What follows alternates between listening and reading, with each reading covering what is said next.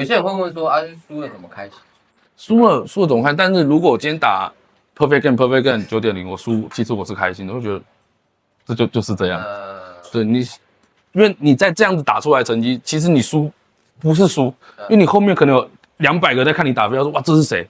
你得到的是可能200个粉丝说哇你这样打超好，得到的东西可能会远大于输赢带来给你的开心感。输了没关系，因为比赛版就是有输跟有赢，对，输1000场，可能你就会赢2场，没有关系的。你从年纪很轻的时候就开始有当代表，就是比如说 U22去跟安森那一场，然后你赢了，对不对？你赢了，对不对？你虽然最后打了很久，但是赢了，然后去日本比赛，然后甚至现在今年也去澳门 Open， 这几年都有出国比赛的经验。那你可以跟大家分享一下，可能大家不是有那么多人有机会代表台湾出去比赛，是可以分享一下你的感想，或是国外的比赛、国外的标手跟台湾差在哪？这样说好，代表队，我们把它拉出来，就觉得它是一个很沉重的一个肩膀要扛起来的一个大旗。我自己会没办法很没办法被扛到这个，就觉得压力非常的大。我会比较偏向就是我做好我自己的事情，我完全会把代表队拉开，我只会 focus。我想把我自己该做到的责任做好，比如说我上去就是帽子，我就是专心打帽子，我会把它拉掉。那比赛经验就是，其实台湾的飞镖，台湾的代表队，从我第一次打代表队是15年还是16年，我去打代表队，最应该讲说最印象最深刻是我跟郑妹子啊，我们3个人去打韩国代表队，打 Finish 的韩国代表队。那个印象会比较深刻，因为那是真的是已经成年了，然后开始有记忆了，记忆会比较深刻，自己双手打出来的代表队，那就觉得哇，压力山大。为什么那样压力会比较大？因为我以为我在台湾其实很强，但是我输出去，我是被人家打着玩的。哦，对，就是哇，每个人都就是我只是个井底之蛙，台湾对我们就是个井底之蛙，没有出去过，你会不知道你自己差在哪里。我那个代表队打得非常糟糕，就是死剩3中1，然后 Quickie 可能就2点多，那挫折感认真有哇，被蔡导骂爆，骂爆，因为我跟蔡导同一队，他都啊，然后因为又是他学弟，他就又会比较严苛一点，我觉得也是很棒，就是一直在学习。对，这就是一个必经的过程，不要因为一时的失败，然后去给自己太大的放弃那些东西。所以就是第一次出去的时候，好惨，很冲击，超冲击，就一个 game 就是可能连小组都出不了。就是我怎么可能小组没出？因为这也是年轻，就觉得我就是要赢，胜负欲占着很大，然后就打比赛就很绑手绑脚的。就完全没办法放开来，到后面才开始完全就是可能 AI 代表队啦，或者是新加坡也是，新加坡我去过2届，哇，就你后面你就放开打，反正你只要打得好，一定会有人看，因为我喜欢被人家看，所以才会有比较多的动作，表演欲望嘛。粉丝多就觉得自己就会觉得很开心，很多人围着你看，然后你会越打越好。会觉得我不会紧张。天生的吗？你从来没有就是好多人看着我，压力好大还是什么？不会。我第一次上台打的时候，把下面人当马铃薯，就把他们当小马铃薯。对，但后面反正就其实也没关系。有时候台下有那个就可能朋友包个面，有时候然后就开始因为有时候就喝点小酒就哇开始了，我就开始玩嗨了，我就把舞台当成自己的。比赛舞台变成自己的舞台，去展现自己啊，想办法展现自己。对啊，输赢真的那时候完全没有想过输跟赢的，就是只想着我就是打红心，然后两个 A 口，砰，好爽！我看一路猫。提到 AI 嘛，南空有个影片非常多人看，就是你跟 Raiden 的那场比赛，因为你打得不错的时候，你跟他比了一个这样子，没有是这样子，是这样子。然后那一天的留言被骂到爆掉，就是所有人都在骂。我跟你讲，台湾人在下面狂道歉，然后外国人一直骂台湾标手什么之类的。那一天很有名啊，对啊。以你的视角，你是为什么会这样子呢？那是2018年的 AI， 因为我刚刚就是在访问前，我先去看一下是哪一场。18年的时候，因为我们不会叫我们叫南哥，我们是叫师傅，我们会比较近，因为我们平常都有在，就是他有来台湾，我们一定会练习到，就比如他有 Park， 就是比较跟我们关系现在的 Top， 他们就是完全 Top 级的选手，我觉得我们能跟他练标是件很开心的事，所以在练习的过程我们不会那么严肃，就一直在练标，玩一玩，可能我打一个白马，我打他白马，我好开心哦，我这样弄他一下，我就跟他比一下这个，结果想说比赛那天我是原本没有打算说我要做任何动作，就叫一叫，我觉得叫好了，结果我在外面说乃坤。然后我就在比这个，谁叫你这样？我不好说，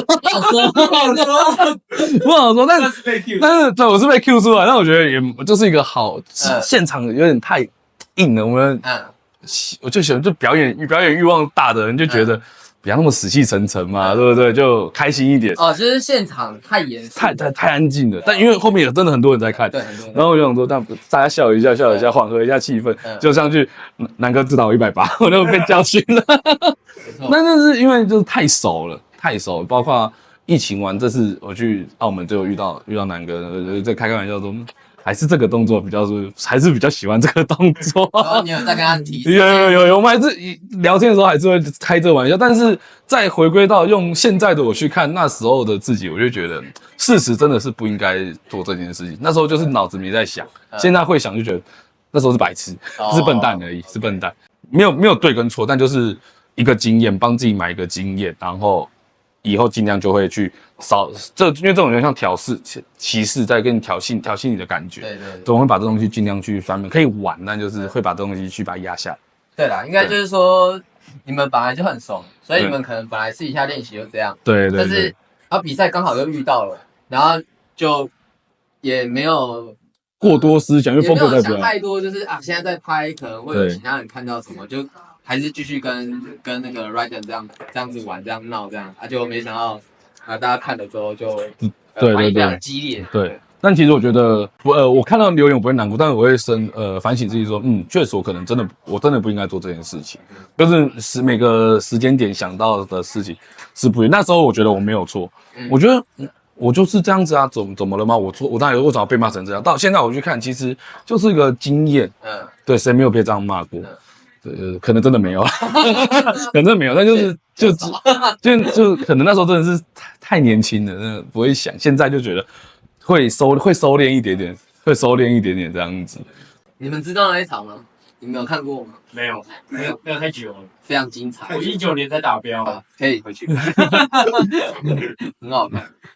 那时候动作跟现在动作也差蛮多的。我那时候动作直接就打出去了。你这个动作很让人家印象深刻。对，我以前都好快哦，现在要快不了，完全快。就是其实年轻的身体跟现在的身体真的是，再过10年的身体都不一样，真的都不一样。年纪越大，你的身体机能会慢慢的协调性越来越弱，所以那个动作没办法支撑现在的我，然后还要有那个练习量。最强的人为什么可以那么强？就有他的实力在嘛，就是他有能力去微调自己各个身体对。比如说我现在年纪跟之前不一样的，我可以做什么微调，让他还是。所以最佩服的选手真的是Paulie，真的是很超级厉害。你最近当爸爸了吗？恭喜！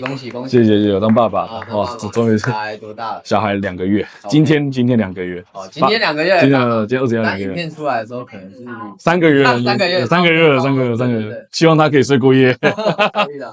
那等于是说，你从小孩就接触飞镖了，到现在你有小孩了，你还持续在打，那你也是跟卡伦哥一样，你也是一个 Dust Life 嘛，就是飞镖的生活。是。你怎么这么久都还在打？你是怎么做到的？那飞镖对你来说是什么东西？飞镖最一开始从小就是一个竞争，到长大发现打飞镖我可以赚点零用钱，我可以得到我想要的东西，品牌签约的人家可以sponsor我出国打比赛，我可以继续往外面发展自己，展现自己。到现在当爸爸，其实。当爸爸这个阶段要重新审视飞镖占的比重会很难去拉锯，一直在拉锯中。因为我小孩在哭了，我刚好在练习，我怎么办？我可能要把镖放下去红霞1个小时2个小时，再回来丢，可能我也不想丢了。就是在这个东西一直在拉锯中，其实打飞镖对我来讲，我可以打到20年久。其实打飞镖对我后面想完，第一个我打飞镖是开心，我很喜欢比赛的一来一回的过程。然后第二个是打飞镖，我可以交到很多的朋友，不同的朋友。那不想放弃它，是因为我真的是喜欢飞镖，能热爱飞镖的人才能打这么久的飞镖，才不会想放弃。因为我有休息过一段时间，可能我就1个月、2个月我都没有目标，到我去看人家打比赛，就哇，我好想打飞镖，就觉得魏权可以。那我现在想再练的就是，我可不可以超越那时候的自己？我可以再得到什么重新的高度，或者是我还是就走维持这样，就又想用一个新的方法去玩飞镖这件事情。以前可能每天练4个小时、8个小时、4到8个小时，我现在可能就是每天2个小时以内，30分钟、40分钟。在这个过程中，30分钟我可以，比如说我可以花多久时间100顶帽子在40分钟内打，或者是我到30分钟内我可以做完这100顶帽子，那我就有很多时间可以去陪我的小朋友。对，我用一个方法去做想做的事情。对啊。也可以做个榜样，就是给自己小朋友看，就是我可以为了飞镖去认真执着的某些事情上。你会教你的小朋友吗？还是爸爸打就好了，还是爸爸打就好了。先不要想那么多，不然他能，我现在能体谅我爸那时候，我跟我爸说，爸，我下礼拜要去韩国打比赛，零用钱。如果就我再跟我讲说，别去，别去了，你别去，你别去了，你别去了。我那个投资，这样家人真的是，包括现在我老婆真的是支持我打飞镖的人，他们真的是最重要。因为我还是要小孩子，我老婆一个人在顾。对啊，就哇，真的，老婆真的是最伟大的。你有没有还有什么想说？其实我现在看，我最希望就是台湾的飞镖，就是一定会每一代都会有一个人去开了一把钥匙。比如说第一个就是正妹，正妹最早先开了第一个钥匙，国外选手才知道正妹是谁。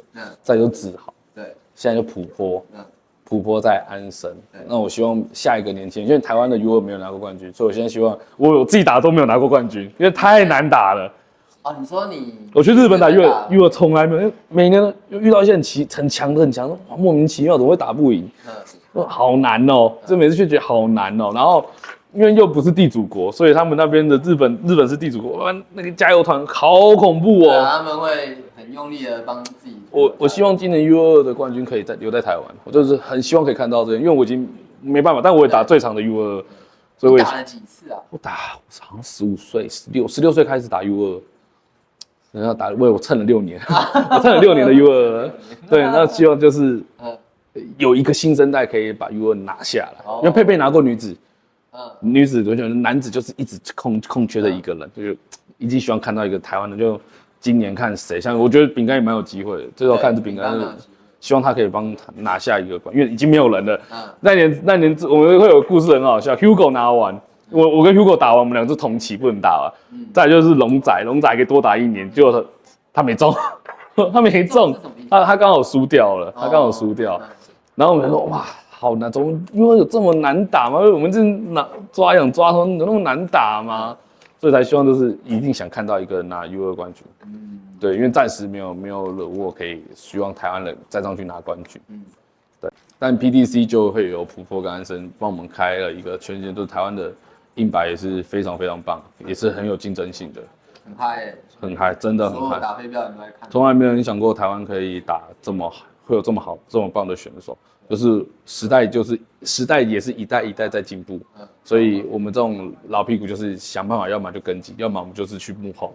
所以希望新生代的选手就是勇往直前，加油，打飞镖加油！真的，我给新生代的选手就是在可以完完全全无后顾之忧享受飞镖的时候，去完成自己想要的梦想。对，再大一点，梦想就会离你越来越远。但打飞镖还是要开心打飞镖才会变强。对，没错。好，那因为你现在没有特别的主店，那如果想找你，如果我们观众想要找你练镖的话，要怎么找？欢迎去觉醒的秘密空间，请找小伯爵，他就会 cue 我，我就会到。对，我都常去他家。他家里面有很强的高手，都在那里。对，那边有很多人强。我那边排名第3而已，第3强，还有2个很强的，打不太赢。找我的话可能要提前3天，因为我要排先跟家里先家人先排完时间，我才会出门练表。不然，其实我除了伯爵驾照，我就自己在家里练，因为才能比较有时间可以去马上去帮小朋友做事情。对，不能只能在有时间能帮忙这些事情的时候，就是让老婆多休息一下。好 ，OK，对那聊很多，还没有开始介绍你的赞助商。我现在身上的品牌有Dynasty甲片，然后 L Style、C Darts、熊烧酒肉、尔雅开发有限公司、Darts Life 台湾，然后 Gojos， 然后还有今年新签的 Winfly， 这样子，这是我目前今年的赞助商。对，自己希望大家多多支持。其实我身上的品牌们都很帮助我。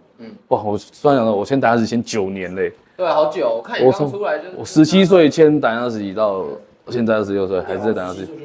对啊，11岁签其实有很大的淡书，就是太年轻了。对，那真的是靠老板们的帮忙才签在这个品牌，所以我还是只会待在这个品牌，应该不会走。对，这就是感情在前面。对啊。那目前 Dynasty 是台湾是只有你这个选手吗？目前才在线上打是我，那 AI 可能会有其他的朋友们一起，其他的在忙工作的选手们会再跟着出来打。对，但我觉得就是大家在事业飞镖上，每个人年纪到的抉择点都不一样。我可能再过2年，我也会抉择事业，就是每个人在这时间点，我还可以做的事，我只是因为我还能做这件事情，所以我想去做。但是当我觉得我真的不行了，我觉得就把机会留给真的年轻人很需要的舞台。对，我们就不要站着舞台，就是赶快把他们推，就是想办法把他们推上去，他们可能可以创造出新的高度。或许他们可能会感谢说感谢乃坤在他最低潮的时候给他很大的帮忙，或许可以成为一代一代推，因为我也是被前辈们这样子推上来的，就一代一代帮我们希望推上去。我会把好的东西留给下一代的，希望他们更好，尤其是心态永远心态啦，打比赛态度都比其他你打得好不好更重要。我觉得这个东西就是有些人觉得他很强，然后他可能就会很嚣张，但他嚣张，我觉得这他的实力就在这里。他其实嚣张，对，但你可能会希望说收敛一点点，比赛再加油，希望你可以成为台湾下一个 No.1， 就是这样子，不会说我因为你嚣张，我去跟你说。我说我讨厌他，说你也去讨厌他，我觉得就飞镖市场已经是从萎缩到很盛大，经过疫情萎缩，现在开始慢慢大家比赛越来越多，我们希望把这一个东西往上再推上去，推广飞镖。对，人口越来越大，希望不要只有线上就只有这些人，希望很多人可以一直冲上来。对，因为像安森啊、吉米啊、青龙啊、龙哥。小白不算，小白老屁股了。小白已经是跟我算同期选手了，普波也是算中间段了。这4个是后几年，饼干也是这1年冲上来的选手。就希望就是每一年就是希望不要做5个、6个、7个，可能有10个、20个，让这个竞争压力越来越大。其实台湾的飞镖一定可以超越更多国家。好，影片结束了，谢谢各位，我是乃坤。那请继续关注 Leo Darts，订阅、按赞、小铃铛，谢谢。